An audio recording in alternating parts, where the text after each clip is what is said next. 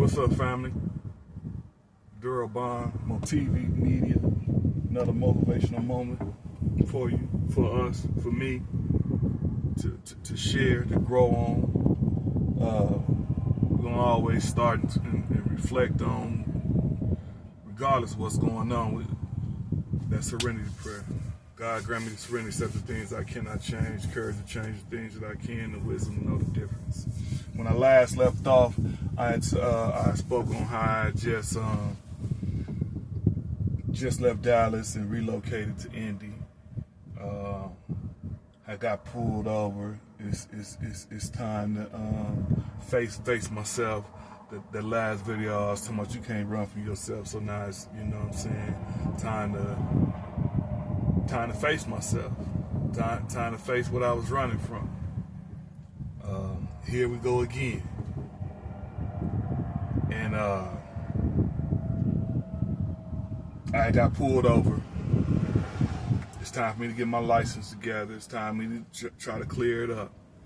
So I go out to Illinois to try to get the lawyer and tell him my situation, tell him what I need out of him. And he come back and basically let me know, he like, you ain't gonna believe this. And I'm like, what's that? He like, but the driving, you know, you're gonna have to do some days to get your license back, you know, work on that, a little fine, this and that. He said, but that felony case, that possession of controlled substance, he said that warrant is dead. I said, huh? He said, yeah, apparently they had some issues with a probation officer, and I don't know, upon that probation officer leaving, if that was your probation officer or your files was in there, but this probation officer basically left everything in disarray and messed up a bunch of people's files, so that's over with. Still on your record, but it's over with. He said, so all you got to do is the time for the driving and pay the fine, and you're going to be all good. I said, wow. So there I go with another blessing, another opportunity to get it right, put everything behind me. You know, at this point I was working out there in Indy. Wifey had came out there. You know, that only makes sense, you know, because she know how I'm going to handle things, and, you know, so we was back together off and on, you know what I mean? I'm between my brother's house and over there, and everything was cool. Everything was cool. And I got another son on the way, so I'm finna be 2 girls, 2 boys, and I'm straight. Me and my brother, we hanging out. I got a job. I got some little money tucked away that don't nobody know about, that I'm skimming out to, you know, making sure I stay fresh, make sure everybody cool, you know. And in the midst of all of this, I'm steady spending, you know, like I got it like that. And it won't be long, you know, I ain't gonna walk you through all the details to get to that point, but during this time, you know, I'm working some job that wasn't even really, it wasn't really hitting on nothing. It wasn't really hitting on nothing for real. It was somewhere to be, and it was some consistent money coming in, but it wasn't taking care of the bills in the house like it should. So I'm steady pulling the skin out of this little change that I got, and it wasn't long before that started to dwindle down. And when that started to dwindle down, and now that I know, you know, I'm free and clear, it was like I was back. Because when I went to the county and did them days in the county to get everything straightened out, you hit the county, you run into everybody who you ain't looking for. You know, all the street dudes, they up in there. They got situations like mine. They either in and out, or you know, whatever. And if you don't see them, you definitely, you know, they calling, letting other people know that, hey, yeah, you know what I'm saying, dude back out here, you know, because I hadn't been home in a minute, you know, to visit or nothing. You know, I was in and out the time that I did visit. So, yeah, the word was out. I'm back at the crib. And see, when you don't know yourself, a person to define who you're supposed to be. And so, that's what happened, you know, and that same little nonsense that I could have walked away from, you know, that rush of the cat and the mouse and the little street cred, you know, you this or you that. I hadn't walked away from that. And now that I've made myself, you know, back accustomed around the way, and, you know, I'm free to come and go as I want, got a license, and you know what I mean? Now I can come back and visit and this and that and blah, blah, blah. Now them things that we was talking about, them person, places, and things. Now I'm back with them people. Now I'm back at them places. Now it won't be long before the things come, because no matter what, you gotta change all three. You can't change one and hold on to two, or vice versa. So once the money started to swindle down, you know, I'm looking to make some moves. And that's what happened. I started making some moves, going back and forth out there in Peoria, and hooking up with, you know, just back to my old ways. And one may ask, like, why would you be in a city like, you know, a major city? You know, like I was in Dallas all that time and never had a need to come back. But Indianapolis is a little bit different. You know, it's full of jobs. And I ain't gonna say I couldn't find a good one, because I didn't try hard enough. You know, I was too busy on the tiptoe back in the street. And the streets of Indianapolis, it's different. It's different out there, you know, because it's so plentiful on the jobs that most guys, they working. Even if it look like they doing something else, they really working, you know. And so I tried and attempted to move around out there in Indianapolis, but it just, you know, it wasn't, they don't really hang outside. I couldn't really see. I couldn't find my way. It was slow. It was slow. And one thing I knew about home is that, man, 24 hours, it make a difference, you know. And so what had happened was I had ended up with a job 3 days a week where it was like you work 3 12s and a 6. So I found myself running back to Peoria them other 2.5 days. And, you know, in the streets messing around. And it wasn't long, short run.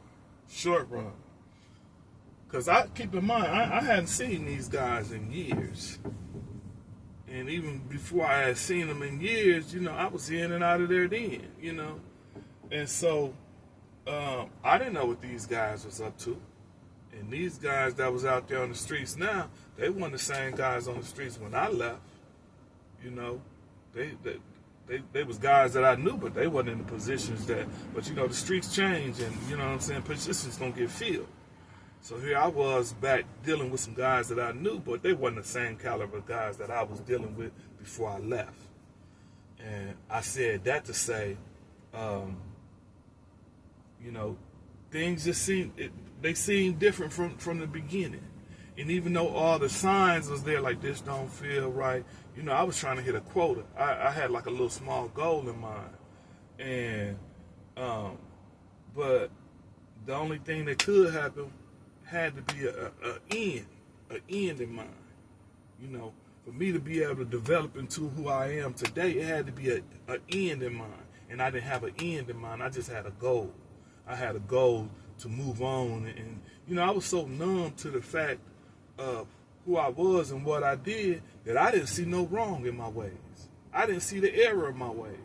I didn't see all the, you know, all the cat and the mouse, all the stuff that I'm doing, you know, the fact that I can't do it legally, I should have saw that. But like I said, I had become numb because I had been living this way since I was 14, 13, 14, you know, and never trying to hit no grand scale or nothing, just trying to keep some change in my pocket and, you know, keep from struggling. But that wasn't no excuse looking back. Looking back, that wasn't no excuse. You know what I'm saying? I could say that now. But when I was in the midst of it, I didn't see the error in my ways. So here I was back in that situation, and I'm coming out there every week. And not only do I not know what these guys been doing, or you know, I know they not thoroughbreds. I know that. I know they're not the caliber cats that I grew up with. But at the same time, you know, these is the guys that's out here. You know, they got love for me, I got love for them. We ride, you know, this and that. And so, not only had I not known what they had been up to while I was gone, but I ain't even know what they'd be up to in the middle of the week when I ain't there. So, long story short, a cat that I had a lot of love for, that I was rotating with, you know, he set me up. He set me up, you know, and it was crazy because we was in the car together, and I had owed him some change from the day before, and so I got that in the cup holder. And I'm gonna make this quick, but I gotta share, just so you young ones can know, you know. Danger ain't far away. It's probably right there in the car with you. It's probably, you know, right there on the couch with you. It's probably, you know, it ain't far, because the only ones that can hurt you is the ones that's close to you, because the ones that you know can hurt you, you try to keep a distance from. Well, anyway, long story short, we ride, you know, we doing what we normally do when I come out there. We moving around, you know what I'm saying, like superheroes. And money in the cup holder from the little transaction we did the night before. And I'm like, hey man, that's yours. You want to take that in the crib? Nah, we finna go make this little move, and then, you know, we gonna have some more bread anyway to go, you know what I'm saying? So it made sense. It wasn't nothing new. So we finna go out here and, you know, bust a couple moves and do what we do. Anyway, we riding, we smoking, we hit the corner. I'm supposed to be going by my mama's crib, grabbing something. He's supposed to be grabbing something. We're supposed to be putting something together, and we're supposed to be making a move. So we hit the corner on my mama block, and we smoking, like I said. And he like, man, look like the police up there. And from where my mama stayed at, you can't even see. My mama had been there for like 20-some years. You couldn't even see the house or nothing, even a car from where we was at, because it was like a little incline.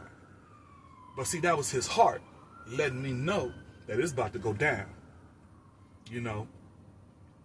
And I ain't mad at him for what he did, you know what I'm saying, because I shouldn't have been in an arena where I could get myself put in that position. But, you know, it is what it is. And what you did and what I do, hey, you know, I don't blame you. I ain't even mad at you. We just different. And I knew that, you know what I'm saying? I'm different than most people I run into. You know, there ain't no two people the same. So, you know, we pull up to the crib. I'm getting ready to pull to the right, because you can only park on the right-hand side. As I'm getting ready to pull up, I see on the left, I look at my mom, I look at a van down the street. And then I didn't think nothing of it, because some little shorties had been down there shooting. My homegirl car had caught one of the bullets when the little shorties was out there shooting, you know? And so I ain't think nothing of it, but then I glance at my mama's door, and I see a well-known police officer handing my mama a search warrant. They jumping out the van, putting on their vests. I'm getting ready to pull over. I lift up my hat. I'm like, oh, wow. So I veers back off in the street. Instead of parking, I veers back off in the street. The little jump out boys, they like, there you go, there you go. You know what I'm saying? And I'm so numb. My stomach and my back is like, how could this be happening? You know what I'm saying? And we smoking the blunt and this and that. Car cloudy, all of that. On top of that, I'm looking bad, because it's like I'm in this girl car, you get what I'm saying, with California plates. I got Indianapolis driver's license, and I'm out here in Illinois. So I'm looking bigger than what I am, and I ain't even really on nothing, you know. And so anyway, we pull off. I'm doing like 8-10 miles an hour. I got some Timbs. I can't even press the gas. My leg like numb. My stomach in my back. You know what I'm saying? The whole time, and we still smoking. You know what I'm saying? And the whole time, I'm still shook from him saying, the police are right there in front of your crib. Then he start asking me stuff like, you ain't got no crack in there, do you? You ain't got no pistol. I said, why is you asking me these type of questions? You know what I'm saying? What difference? Why is you asking this, man? They raided my mama crib. You know how much stuff I done in my life? Ain't nobody ever. And now I ain't even been out here but a few months, and now they hitting my mama crib. He's like, you ain't got this. I said, man, quit asking me all these questions. The whole time we smoking, I get to the end of the corner. You hear the sirens coming. They coming from, you know what I'm saying, from different directions. I turn right, school getting out. It's like slow motion. I'm only doing like 10, 12 miles an hour. The little crossing guard for the school, he telling me, come on. He flagging me on, come on. And the police, you can see them coming down. They probably about a quarter mile back. I go through the little crossing. Bust the right on the other block. Now you can hear basically like they coming from that direction, the direction we headed. I just pulls on a little side street, boom, they all pent us in. Woo, woo, woo, woo. I look up, you know what I'm saying? I'm telling him, oh, let me, I don't want to leave that out. I tell him, get your money. Oh, that ain't my money. That ain't your money? Oh, you tripping. I grabs the money out the cup holder, I shoves it in the armrest. You know what I'm saying? And next thing I know, they got me down on the ground, him down on the ground, they asking all these questions. You know what I'm saying? I'm asking all the answering only my name, whatever, blah, blah, blah. Who money is this? I don't know. Who car is this? I don't know. Well, you was driving, well, it ain't my car, it ain't my money. Whoever the car it is, that must be their money. You know what I'm saying? I look up, I'm cuffed. They throw me in the backseat of the car. I look around, looking for him to see which car he in, because it's like 7 or 8 of them. I'm looking. I don't see him. I look up, he walking down the street on his cell phone. Back then, in them days, it could be 3 or 4 of y'all in the car. And if they figure like birds of a feather gonna flock together. If your crib finna get raided, all they cribs finna get raided.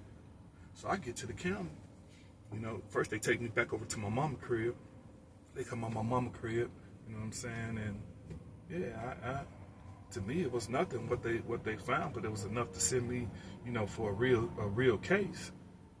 And that ain't even what I was finna do with me and him. I was finna go across the street. Anyway, long story short, I get to the county and everybody like, man, you know, people out there sharing their little war stories and this and that. And cats like, man, sound like your boy set you up. I'm like, nah, I don't want to believe that. You know, I'm just like, nah. They're like, why he ain't come to get you? I'm like, man, if she was on the other foot, man, my bond 10 bands, I wouldn't come neither, because back in them days, you know what I mean, it was 100,000, 10 a walk, you know, and 10,000 was a case. You know, you come out with some street money, you better have somebody charge card or some type of, you know, property or something. So I'm sitting there, you know, I sat there about 30 days trying to get my bond lowered, and I had missed Thanksgiving because it happened right before Thanksgiving. And my, you know, my brother came and got me out on the credit card. Good looking out, bro. Appreciate that. You know what I'm saying? Forever grateful. My brother came and got me after about 30 days. They lowered the bond to $7,500 once they saw I wasn't budging. I wasn't getting on no phone, calling nobody or nothing. You know what I'm saying? I guess maybe my mom was like, hey, you know, it's Thanksgiving. You know what I'm saying? We can't leave him in there. And ask my brother, hey, my brother swiped the card, get me out. You know what I mean? And I shared that story in full detail just to let anybody know, man, this, if you out there in them streets, you think your buddies them is gang, they love, they man, you see these cats, they're gonna fold like paper. Not everybody cut like you may say you cut. You may say you cut, and you may be the one to fold. You know, and I ain't knocking nobody for what they do, because there's a lot of that's going on. You know what I'm saying? And been going on and done went on. But hey, you should have squared up a long time ago. You know, when I jumped off the porch like, hey, this what I'm gonna do. You know, and I respect cats who was in my neighborhood and decided that wasn't for them at a young age and went to school, you know, decided to pick up a trade or whatever, you know, because now I'm in this situation and I could have, it didn't have to be like that. It didn't. It didn't have to be like that, you know. Not saying somebody else wasn't gonna do me like that, but either way, it was a blessing in disguise, for real. You know, all of it was a blessing in disguise. And I'm gonna leave out on that. I'm gonna let somebody inhale that, as far as like, you gotta watch who your friends is, or who you think you call a friend. Because see, once you jump off the porch and you get out there in that world, it's the unknown. Anything can happen to you. It could come from any direction. So the best thing you could do is try to change. Or don't even go down that path. Don't even go down that path. Don't even go down that path at all.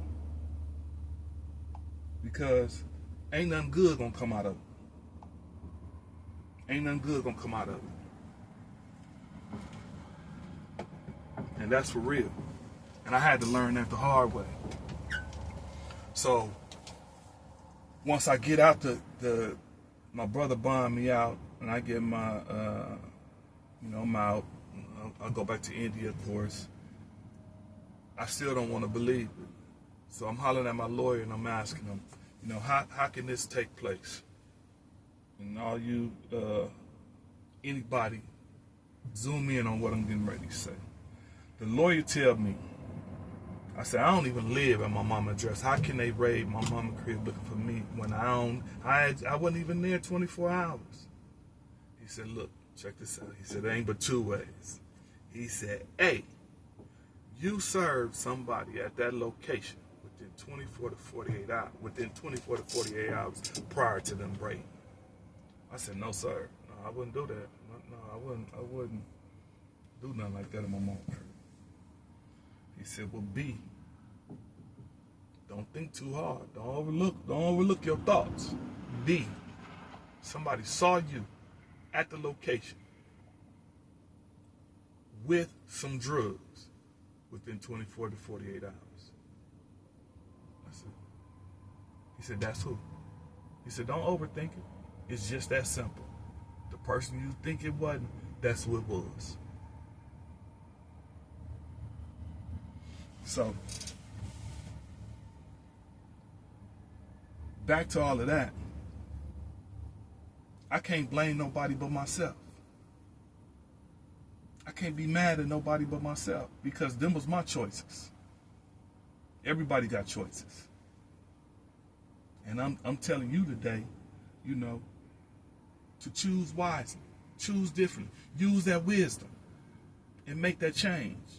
Because if you're out here playing or you're out here in the streets, you know what I'm saying, it's going to come one way or the other. And the goal is to prevent that. The goal is survival. The goal is to live, you know, a prosperous life. And you can't do that when you making negative choices. Learn from my mistakes. Because in this next couple stories, I'm going to tell you how I learned. That's when I learned. That's when the change come. It was a forced change. It was a forced change. And to give a little prelude into what happened next, you know, is that I fought the case for about 11 months. Ended up getting some time. And that was probably the worst year of my life. And but it didn't seem like it to people on the outside, but it was for me. It was rough. So that's the prelude into our next video, our next conversation. But it was all growth from there. It was all a blessing. It was all to get me to this point, to get me to today where I understand, and I gotta be in control of my surroundings, in control of my own space. So I ain't getting in the car with you, and you ain't getting in the car with me. And now I move differently. And now I know the importance of freedom. Now I know I can't be selfish. Now I got all of these good characteristics that I learned and had to learn the hard way.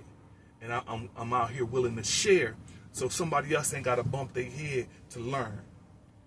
You can just take a piece of it and run with it. Listen to it at another time. Somebody could tell you about, hey, look, you don't want to do that. Ain't no good outcome. And I know you probably done heard that before, and you're going to make your own choices. But what I'm saying is, just try to choose wisely. And with that, I'm going to leave out for the day. Life is about choices. Even if you made a bad choice, God is willing to give you another chance. Every day that he wakes you up, he's giving you an opportunity. So you could choose today, tomorrow, Lord willing, any other day, further down the week, next month, to change. Don't wait too late. Don't wait till it's a forced change, because it ain't good. Choose today, choose wisely to make a change. And with that, I'm out. I'll talk to you next time.